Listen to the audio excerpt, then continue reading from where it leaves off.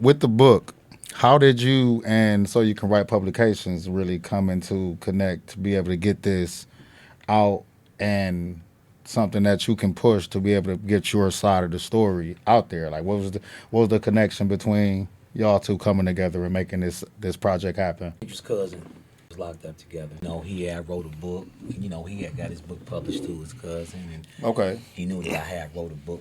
Once he found out that I had wrote a book, and I told him that, he told me he wrote a book, and we got to, just talking, and like, yeah, man, I've been trying to, you know, get it out there to publishers, but they talking about they can't take on my project this time, and they workload is too heavy. And he was like, man, you know what? I got something for you, and he introduced me to his cousin, Dope. which Dope. is Mr. Watson.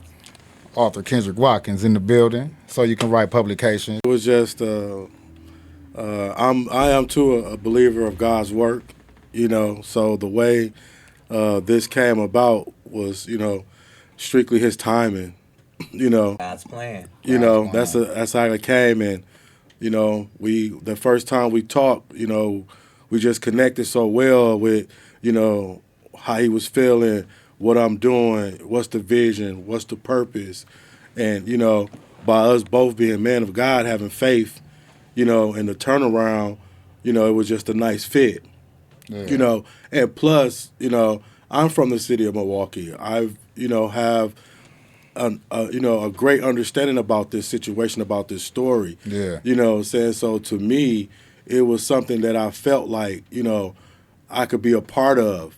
If we could get answers, if we could get closure, if we could help Mr. Campbell, share his side of the story as the biological dad of this situation and have someone missing for so long, So I was definitely all in, once, we was introduced to each other, and I was like, my words was, I got you. You know what I'm saying? So it wasn't nothing at that moment that could have turned me away, steered me away.